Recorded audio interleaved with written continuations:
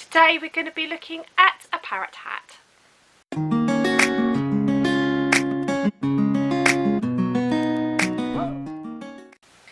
Hi everybody and welcome back to my channel Kazzalistic. Hi to my new subscribers, thank you very much for joining me on my crochet vlog channel. So today, I don't know if you could, the camera's picking it up, I'm still not well, so I'm going to try and keep this video fairly short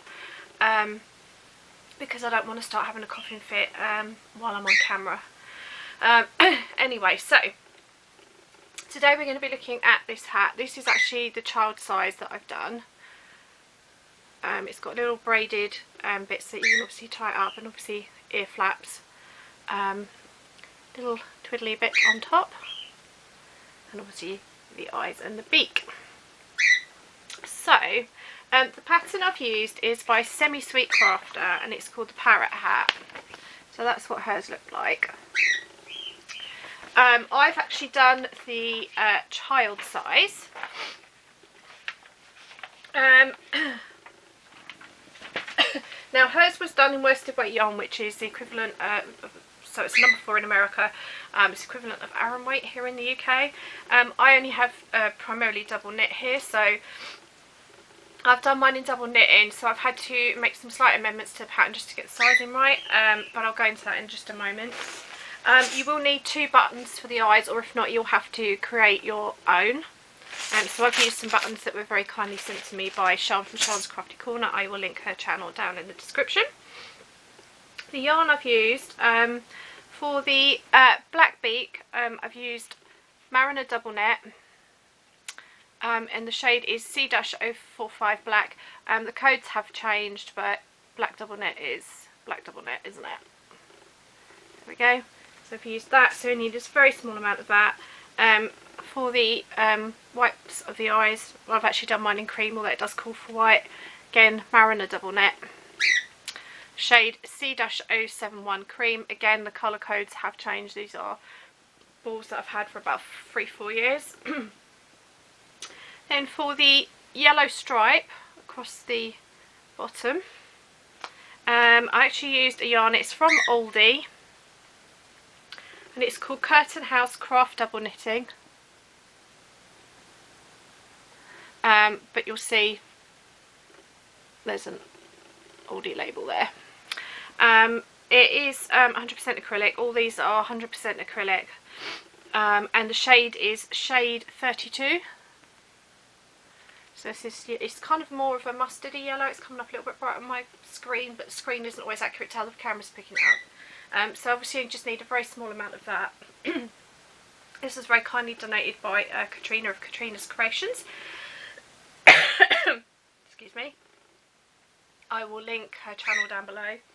And then for the red and the turquoise, again these were yarns donated by Katrina. So these are the balls. As you can see, there is nothing on them. I've written Katrina's name on, so I knew they were from her.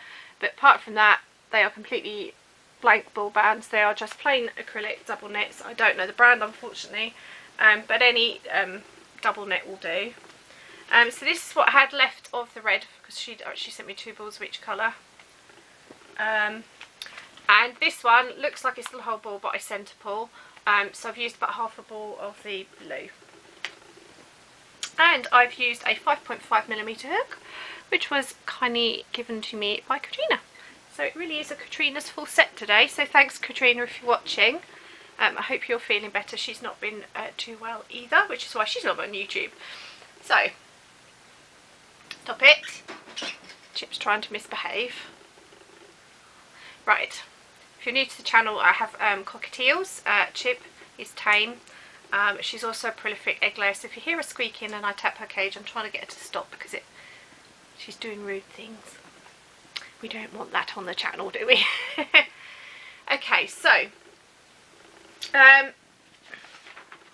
stitches that you'll need to know for the pattern are, we need to know how to chain, how to slip stitch, how to single crochet. This is US terminology, so it's double crochet if you're in the UK. How to single crochet 2 together, or double crochet 2 together if you're in the UK. Half double crochet US terms, half treble if you're in the UK. double crochet US terms, treble crochet if you're in the UK, treble crochet in US terms, and I think it's double treble in UK terms. So you'll need to know those stitches. Now the good thing about the pattern, it does come in all sorts of sizes, so it's got different various baby, toddler, child sizes. It has adult size as well. Excuse me. Right, so I'm not going to go row by row with this because the pattern is pretty self-explanatory. It does give you the stitch count at the end of each row. So this is pretty much a basic hat thing. So it is working in half double crochets, and you're starting with the chain 2 and working into the second chain from the hook. Second round, so you're starting at this point here, the toggly bit is sewed on afterwards. And you're basically doing gradual increases. Now for hers, the increases went up to round 8. I actually had to do 2 more increase rows, which consisted of 2 half double crochets, this is US terminology, in the first stitch, and then 1 in the next 7, and repeating that round. And then the following round was 2 half double crochets in the first stitch, 1 half double crochet in the next 8, or half trebles if you're in the UK, for the second round. So I did 2 extra rounds. Now she does give you a measurement for the crown, so that's the diameter from here to here basically. So basically that's what you're aiming for. So with double knit I needed to do 2 extra rounds. Then you're just working straight half double crochets all the way around in each stitch, in several rows. So right, that's on her pattern, it's rows 9 to 17. I actually had to do again another 2 rounds of half double crochet US terminology to get to the point where I was changing to the yellow. You switch colours to the yellow, 1 round of that, and then you do 1 round of the blue.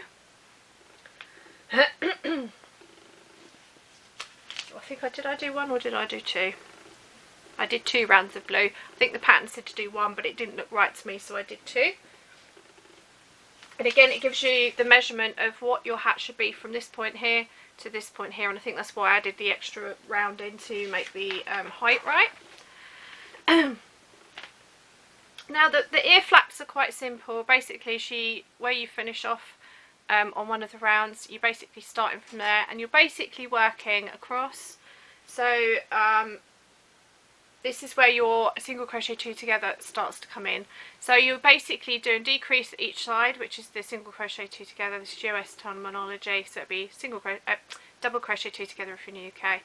And then you've got straight stitches in between, decrease. The next row you just do straight across. When you turn back, you're just going straight with single crochets. Yeah, single crochet US terms, double crochet from the UK. Then when you get back to the other end, you turn, decrease each end, straight in between, go back, straight row of single crochet, decrease, back, and you basically go like that till you get to the end, and then you end up with 2 stitches and you single crochet 2 together. You do the same on the other side. Now I don't know if my stitch count was out. I must confess I wasn't counting because I've been very unwell, and brain just wasn't up to counting, so I don't know if my stitch count was out or quite what. She does tell you how many stitches to count across the base to get to the other side. For her she said 16. On mine it turned out to be 26, and to get it to the right point so that it was at equal points either side. You rejoin your yarn, because obviously if you tied off at the end here, and you do exactly the same on the second flap as you've done for the first one, and fasten off. You weave in all your ends obviously. Now for the braids, you'll cut in, I think it was 16. Let me just double check. There's lots of pages, so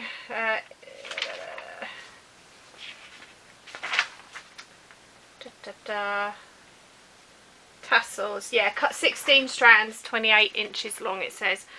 So you do that. Now her braids have come out a lot thicker than mine have, because she was using thicker yarn. So if you want your braid to be a bit thicker, you will need to add some extra strands, which I probably would have done if I'd realised, but by the time I went to knot it, I couldn't be bothered to untie it. So you fold your strips that you've cut off in half, so you've got half a loop, and then you put, where have I done my hook? What did I do with it? There it is. So the hook goes through the bottom stitch like that, you hook the yarn so it's folded in half like that, you pull it through, so then you've got it like that, and then you just pull the ends over and pull them through. I hope that makes sense. That's how you get it, and you knot it. You then basically plait it and then knot it at the end. You do the same both sides for that. The little spiky bit basically is just chains and slip stitches, so you're chaining and slip stitching across, if I remember right. Oh no, sorry, it's single crochet. So you do chain, single crochet across, chain, single crochet across, chain, single crochet across, and then you slip stitch back into the first one. So you're basically working chain, single crochet, chain, single crochet, chain, single crochet, slip stitch. Sew that onto the top. And then the eyes basically are a couple of rounds of increases. So chain 2, second, work into the second chain from the hook. So you've got no magic ring in this pattern, which I really liked. So the first round, you're sort of doing your first setup. The second round you're doing a half double crochet in each stitch around. Sorry, 2 half double crochet in each stitch around the second row, so it's basic increase for the second row. And then the third row you're doing 2 half double crochets in the first stitch, 1 half double in the next, and you repeat it round and finish off. You then sew your buttons on and stitch the eyes to the head. It does give you lots of photographs in the pattern how to do it. And then you just have the beak. I've accidentally sewed my beak on upside down, in the sense that that's the actual back of my crochet instead of the front. I was very tired when I was sewing it on last night, and I couldn't be bothered to unpick it, quite frankly, and I thought anyone that's non-crochet is not going to know anyway. Excuse me. So for the beak, basically you're working various stitches. So you start, basically you're creating kind of an oval shape with a mixture of half double in, you know, crochet. You might do, so for example, 2 half double crochets in the first 3 stitches, 1 half double in the next 2. It basically goes around like that. At one point, when you get to this point, you have got 2 DC. This is in US terminology, so 2 double crochets, a treble, and 2 double crochets in 1 stitch, which gives you the pointy bit here. So if you're in the UK, that's 2 trebles and 1 double treble, and then 2 trebles. And then it's basically all half double crochets, just various amounts, and that basically creates this this point basically. And the pattern is fairly clear, and there are lots of pictures to refer to it. You basically line these all up. I did use some pins just to hold them in place while I got it lined up, and stitch it on. So the only downside to this pattern is there is quite a bit of sewing, because you've got to sew this, but you've got to sew the buttons on, the eyes, and obviously this. And there are quite a few ends to weave in as well. But overall I did enjoy it, despite being unwell. I think it's really cute, and I think it's going to make a really nice hat for a child. So this will be going off to the refugee project for Woolly Hugs. Now Woolly Hugs have just changed their requirements, so I do recommend going to look, if you do stuff for their project, for the refugee stuff. You do need to go and check and update. They're now only accepting 2 cut-off dates, and one is at the end of April, I think. And then you won't be able to send stuff for the refugee project in again until November. They've also changed the criteria that stuff for children has to be for a year-old or above, I think, because they've been influx with it, and no pastel colours. So that's going to limit me a little bit with my crafting, in that I'm going to have to be more imaginative with the pastel colours and actually come up with stuff for adults. But hey, that's going to potentially be a challenge regardless. So that is something you need to bear in mind. So I've got quite a lot of stuff that I need to post, because I have about a year's worth of stuff that I haven't been able to afford to post, that I'm going to have to try and find the money to post by the end of the month. And the amigurumis will be okay, that hasn't changed because that's a separate project. But all the hats and scarves and cowls, and I need to get those all, and baby blankets I need to get sent off before the end of the month so that they'll still accept them, so I haven't made them in vain. So this will be still acceptable because this obviously isn't pastel colours, so this will still be fine, and it's obviously for a child rather than a baby. So I'm really pleased with this, and hopefully a child will enjoy wearing it. So that's it for the craft bit. I've actually managed to keep my voice, so I'm doing pretty well. So I hope that was enough information for you to give you an idea whether you can do it or not. I would say it's probably intermediate level. As long as you know how to work in the round, you should be fine. And as long as you know where your stitch placement and how to read patterns, you should be absolutely fine. So life update. I just first of all want to apologise for the lack of videos. I've partly because I did lose my crochet a bit. That's my crochet mojo, if you've never heard that term before. And also just not being well. If you remember my last video, I had laryngitis and I was starting to cough. Laryngitis went quite quickly, didn't feel ill with that, and then the cough started, and I've basically been coughing for over a week now. Sorry, excuse me, talking makes it worse. So I've had quite a bad cough. I then passed it to my other half. So he didn't get laryngitis, but he did get a very, very sore throat. It's also affected his ear, and he's had a cough as well. And then I shared it with my friend that I care for. So if you're new to the channel, I'm a full-time carer to one of my friends. Obviously her health is quite complicated, not something that I discuss on camera for obvious reasons because it's confidential. But I think she'll be okay with me telling you that she's been very ill. She's had flu, and then it's turned into tonsillitis.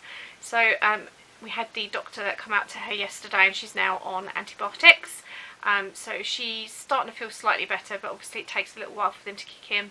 But she's been very, very poorly. So obviously being a carer as well, my primary focus has been her, my own health, even my partner now.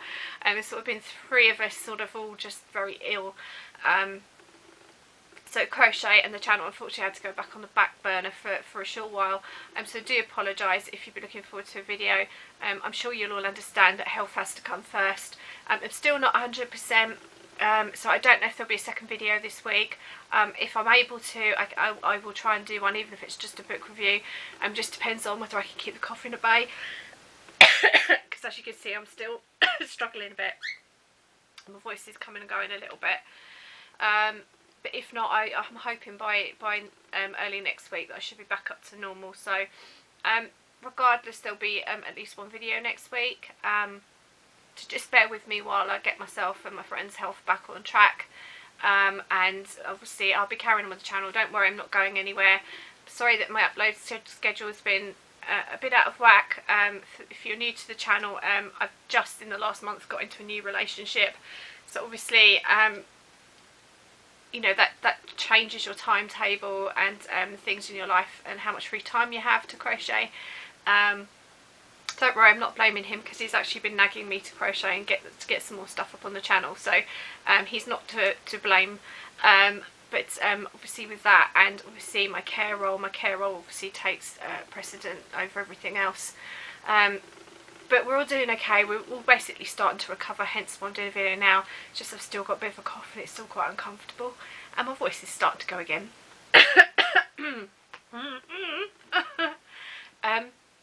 So I'm going to end it here before my voice goes. So I hope wherever you are in the world that you're actually a lot healthier than we are here at the moment. I always say get well at the end, don't I? Or stay well. Unfortunately, we can't always avoid bugs, can we? So it's just obviously something that's going around, and unfortunately I've picked it up. I did so well. I'd been quite well all through the winter up till now. So Sod's law, as soon as spring hits, doesn't it? But the daffodils are out, so that's always an encouraging sign, and it's starting to get a little bit warmer here in the UK, even though it's still raining. But it is April, and we expect rain in April, so summer's on its way, which I'm quite excited about. Yeah, I did manage to go out last week. Was it last week? No, the week before last. With my friend in tow and my other half. We went to a local park with lots of daffodils. So I'm going to insert a picture here for you to see of the daffodils. It's absolutely beautiful. It's a whole avenue of daffodils. It's really beautiful, so the picture will be up here for you to see. Yeah, and other than that, there's not really anything else to tell you. So I hope wherever you are in the world that you're managing to stay well, and if you are poorly, do get well soon. I hope the weather's being kind to you. Love to know what you're working on. Do stay in touch. I haven't disappeared. I just got to get myself and my friend well first, so I'm sure you'll all appreciate that. So I'm going to end it here. So until next time, remember to stay well, happy crafting, and until next time, remember to stay true to yourself. Bye.